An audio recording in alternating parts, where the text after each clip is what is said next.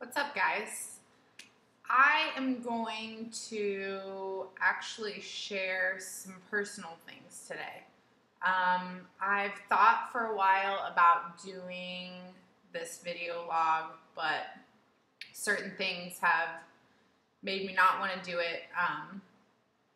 But I'm going to open up and see. Hopefully, it'll help somebody.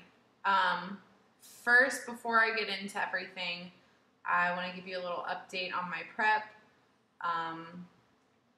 Last Thursday, my check-in with Berto, he actually gave me what's called a diet break, and I have been on 220 grams of carbs, which is what I get on my high days, for a week straight now. So that's been interesting. I definitely feel a little fluffier. The scale went up a couple pounds, which I know I'm not gaining legit weight, but nobody likes to see the scale go up when you're supposed to be dieting. So it's all right. Luckily, Berto is a good friend, and I trust him 100%. So whatever he says, I do.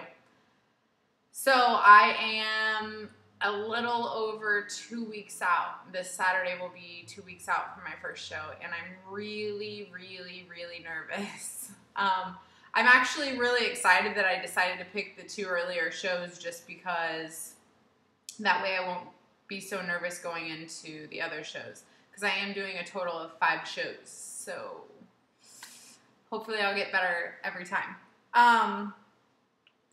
So since I've been on this diet break, my weight's been in between 126, 128.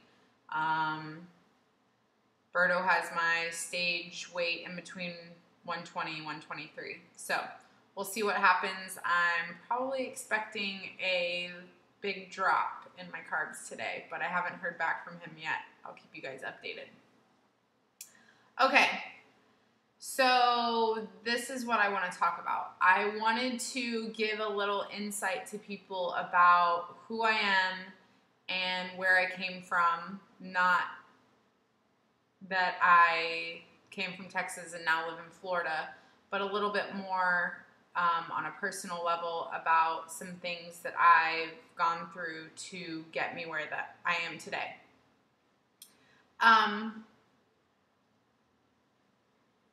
Let me backtrack a little.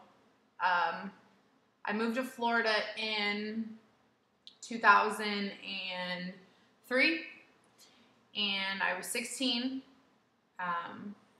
It was my junior year of high school, And long story short, I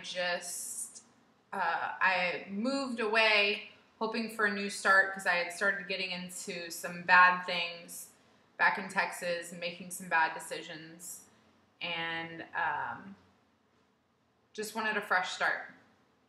Well, it didn't take me very long to get back into those things, and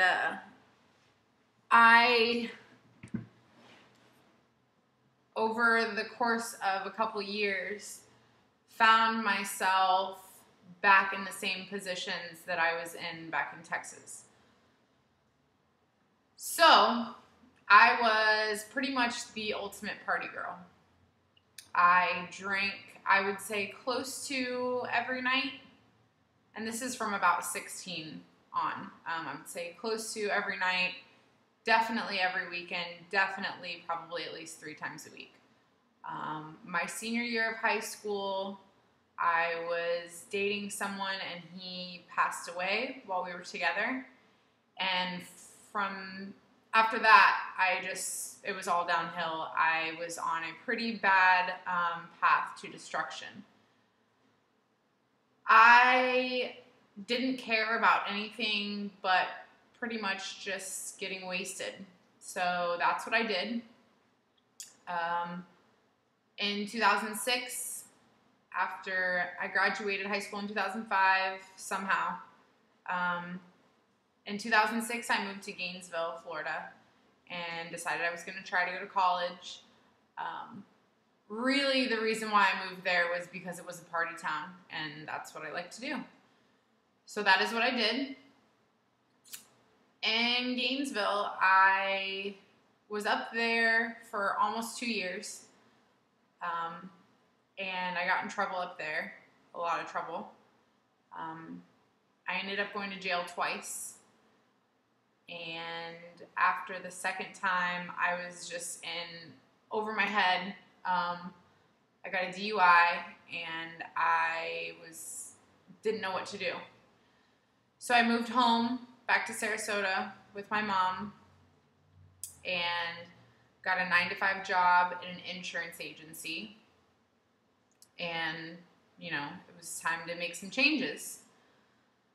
So, after being back in Sarasota, which is a smaller, more family town, most people think, it didn't take me very long to start getting back into the party scene here.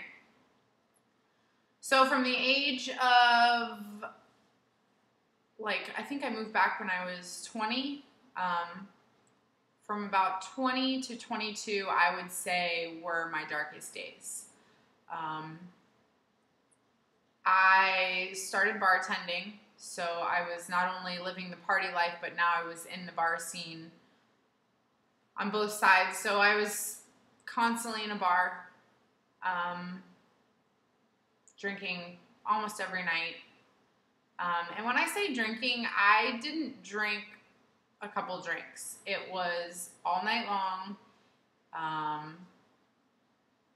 and until I was blacked out. And then most likely I would keep drinking. So a lot of bad decisions there. Mentally, I was so horrible. I felt so horrible about myself. I didn't care. I didn't care about myself at all. I had no self-respect. I had no goals. I had no dreams. I had nothing. I just looked forward to the next weekend with my friends or the next night going out with my friends. In this period of time, of course, not caring about myself or my body, I also put on a lot of weight. I got up to, my heaviest was about 180 pounds. And it was just, when you're getting that big and when it's over a long period of time, a lot of times people don't realize how big they are. And that was the case with me, especially because when I gain weight, it's somewhat proportionate all over, everywhere I'm fat. So it wasn't like I just had this big gut and I was like, okay, I gotta do something about this. So I was fat, I was a hot mess, I was bartending, my life was going down the drain. I was so emotionally wrecked that I had no idea what I was doing to myself. So in March of 2000, what year was that? 2010. I was drinking at the beach all day, and a friend and I were hungry, and we were going to go to Steak and Shake. On my way to Steak and Shake, I don't remember driving there. I got pulled over, and I ended up with another DUI. My first DUI in Gainesville actually got dropped down to reckless driving, so I never actually got a first DUI, which was awesome. I got a break. I should have, taken that as my wake-up call. I should have changed from there, but I didn't. So this time was a little different. I woke up in jail. I didn't remember how I got there. I very vaguely remembered the time that I was there. And I knew that I was going to have to make a change. Because I would have died. There's no possible way that I could have lived the things that I was doing.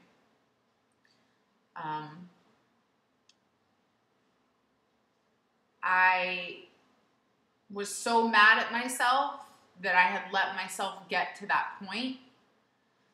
But before, I knew before that when I was destroying my life, I could just drink it away and I wouldn't have to feel anymore.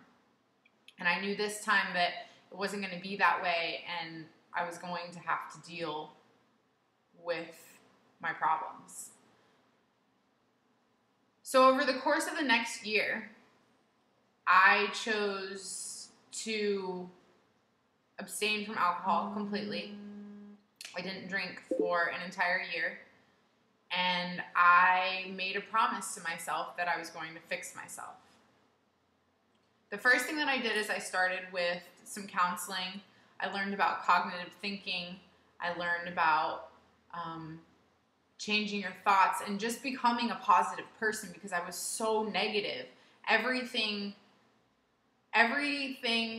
that came to me got turned around into a negative situation. It was horrible. I actually was still bartending the entire time that I was sober, which was pretty interesting. And sometimes I think it actually helped me seeing people be fucking idiots. It was like, I want nothing to do with that. So it was different though.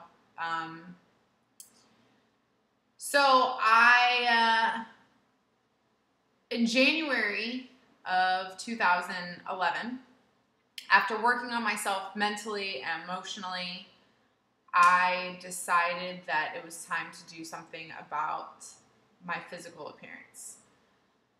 I felt so good about who I was and the person that I was because I decided to make all these good changes and try to move forward in my life. But there was still something missing. You know, I wasn't happy with my appearance. I was happy mentally. I was happy that I wasn't a drunk slob anymore. But there was still a lot of things missing. So I decided that it was time to lose some weight. I started in the beginning with a friend, and I actually took a calendar and would plan out the days and times I was going to the gym ahead of time. It was like a date with myself. It was an appointment. I had to be there. And I did that for months. And that kept me consistent. That kept me going. I didn't miss the gym, ever. I never missed the gym. I was definitely eating chicken and broccoli only, egg whites in the morning, that kind of stuff. But I lost about 30 pounds in like 2 or 3 months. So it was pretty quick. And I had some friends that were like, what are you doing? You know, you're looking so good, you're losing weight. So I started bringing friends with me to the gym and just showing them what I was doing. And in doing this and directing people and seeing people, you know, make changes and loving the gym like I did, I was like, I love doing this. So that's when I decided, you know, I was going to get into personal training. So the big thing for me was being a bartender. I made a decent amount of money. And I decided one day after a chain of events at the place that I was at that I was going to quit bartending. I didn't have a job. I didn't have a personal training certification. But what I did have is I had my best friend and the most amazing man on this earth, who is now my husband. And he was like, why don't you move in with me? And we'd only been together about 3 months at this time, and we'll figure this out. And that's what I did. I took a chance. I moved in with him. I spent like 12 hours a day reading and getting my certification. So I finally got my certification, and I got my first personal training job. And that was in July of 2011. And looking back, I can't even believe that I am where I am now. And I never let myself forget where I came from. Not because I think it's important to knock myself down or anything like that, but because I think it's very important that anyone remembers how far they've come and what your progress is. And no matter where you do come from and where you end up, even though I've made all this progress and even though I've done all these things, I will never stop trying to be better at whatever it is that I choose to do. I'm so lucky to be in the place that I am, to have the most amazing husband, to have a beautiful home, live in a beautiful place.